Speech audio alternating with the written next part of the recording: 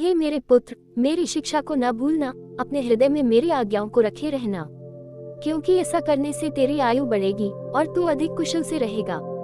कृपा और सच्चाई तुझसे अलग न होने पाए, वरन उनको अपने गले का हार बनाना और अपनी हृदय रूपी पटिया पर लिखना।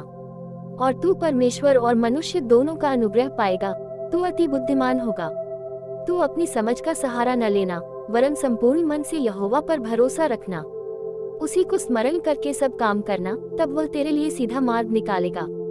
अपनी दृष्टि में बुद्धिमान न होना, यहोवा का भय मानना और बुराई से अलग रहना। ऐसा करने से तेरा शरीर भला चंगा और तेरी हड्डियां पुष्ट रहेंगी। अपनी संपत्ति के द्वारा और अपनी भूमि की पहली उपज दे देकर यहोवा की प्रतिष्ठा करना। इस प्रकार तेरे खत्ते भरे और पूरे रहेंगे और तेरे रसकुंडों से नया दाखमधु उमड़ता रहेगा। हे मेरे पुत्र, यहोवा की शिक्षा से मुंह न मोड़ना, और जब वह तुझे डांटे तब तू बुरा न मानना, क्योंकि यहोवा जिससे प्रेम रखता है उसको डांटता है, जैसे कि बाप उस बेटे को जिसे वह अधिक चाहता है। क्या ही धन्य है वह मनुष्य जो बुद्धि पाए और वह मनुष्य जो समझ प्राप्त करे, क्योंकि बुद्धि की प्राप्ति चांदी की प्राप्ति से बड़ी और उसका लाभ चोखे सोने के लाभ से भी उत्तम है। वह मूंगे से अधिक अनमोल है, और जितनी वस्तुओं की तू लालसा करता है उनमें से कोई भी उसके तुल्य न ठहरेगी। उसके दाहिने हाथ में दीर्घायु और उसके बाएं हाथ में धन और महिमा है। उसके मार्ग मनभाव हैं और उसके सब मार्ग कुशल के हैं। जो बुद्धि को ग्रहण कर लेते हैं उनके लिए वह जीवन का वृक्ष बनती है, और जो उसको पकड़े रहते हैं वह धन्य है। यहोवा ने पृथ्वी की नेक बुद्धि ही से डाली और स्वर्ग को समझ ही के द्वारा स्थिर किया। उसी के ज्ञान के द्वारा गहरे सागर फूट निकले और आकाशमंडल से ओस टपकती है।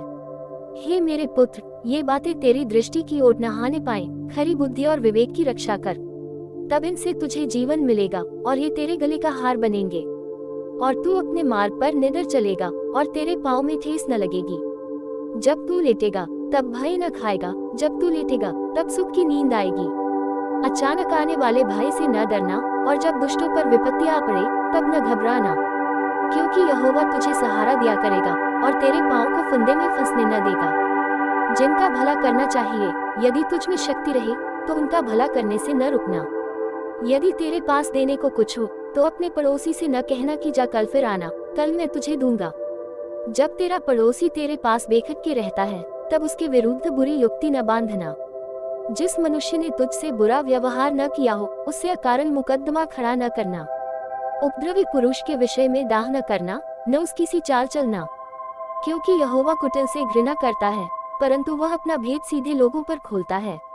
दुष्ट के घर पर यहोवा का शाप और धर्मियों के वासस्थान पर उसकी आशीष होती है। ठट्ठा करने वालों से वह निश्चय ठट्ठा करता है और दीनों पर अनुग्रह करता है। बुद्धिमान महिमा को पाएंगे और मूर्खों की बढ़ती अपमान ही की होगी।